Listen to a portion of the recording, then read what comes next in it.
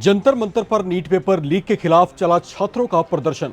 जबरदस्त नारेबाजी, पुलिस का action, tear gas, water cannon की धार, लाठीचार्ज और बड़ी संख्या में गिरफ्तारियों पर देश भर में आक्रोश दिखा और सवाल भी उठे। अब इस पूरे मामले पर सुप्रीम कोर्ट ने सख्ती दिखाई है।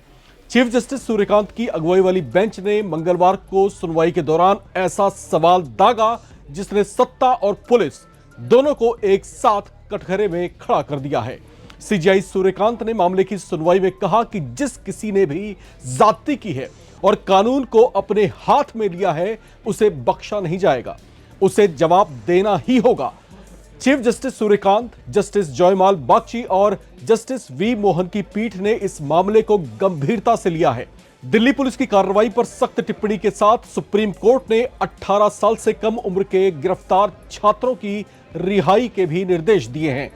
देश की राजधानी दिल्ली में सीजेपी प्रदर्शन को लेकर मचा सियासी और कानूनी घमासान अब सुप्रीम कोर्ट पहुंच चुका है। सुनवाई के दौरान chief justice of India Suryakant की टिप्पणियों ने पूरे घटनाक्रम को नया मोड़ दे दिया है।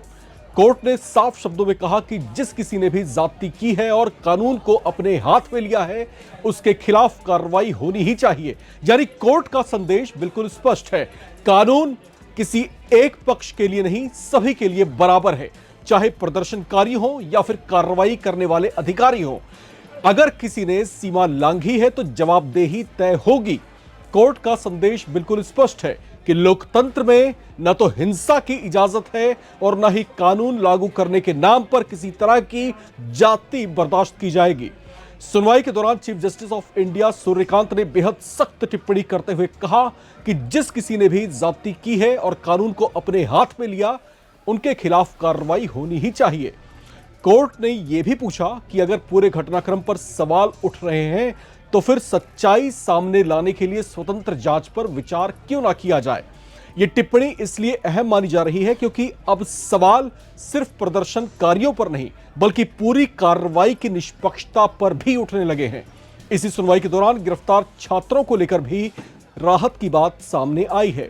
सुप्रीम कोर्ट ने निर्देश दिया कि छात्रों के साथ कानून के मुताबिक व्यवहार किया जाए और उन्हें अनावश्यक रूप से हिरासत में न रखा जाए।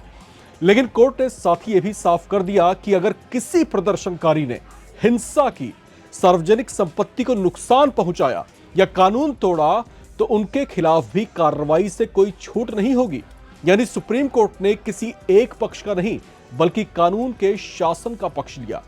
अब इस पूरे मामले ने राजनीतिक माहौल भी गरमा दिया है।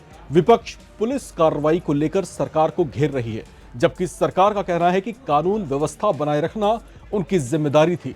लेकिन सुप्रीम कोर्ट की टिप्पणी ने साफ कर दिया है कि लोकतंत्र में जवाबदेही हर किसी की होगी, चाहे प्रदर्शन करने वाले हो या वर्दी पहनकर कार्रवाई करने वाले।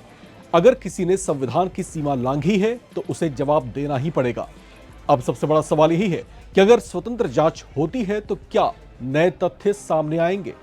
क्या पुलिस की कार्रवाई पर सवाल उठेंगे या फिर प्रदर्शन के दौरान हुई कथित हिंसा की परतें खुलेंगी? इन सवालों के जवाब आने वाले दिनों में सामने आएंगे। लेकिन फिलहाल सुप्रीम कोर्ट की टिप्पणी पूरे देश में चर्चा का विषय बनी हुई है, क्योंकि अदालत ने साफ कर दिया है कि कानून का राज केवल किताबों में नहीं, जमीन पर भी दिखना चाहिए। तो क्या यह सुनवाई आने वाले समय में प्रदर्शन और पुलिस कार्रवाई से जुड़े मामलों के लिए एक नई मिसाल बनेगी? क्या जवाबदेही तय होगी और क्या इस पूरे विवाद का सच अब स्वतंत्र जांच से सामने आएगा? इन सभी सवालों पर देश की नजरें टिकी हुई हैं।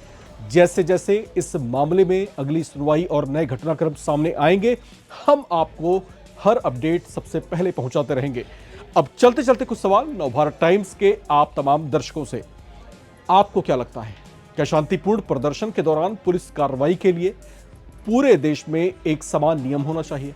और क्या सुप्रीम कोर्ट की इस टिप्पणी के बाद छात्र आंदोलनों से जुड़े मामलों में पुलिस की कार्यशैली बदलनी चाहिए? कमेंट करके अपनी राय जरूर शेयर करें। चैनल को सब्सक्राइब जरूर करें ताकि आप ना रहे किसी खबर से बेखबर। देखते रहें नवभारत टाइम्स।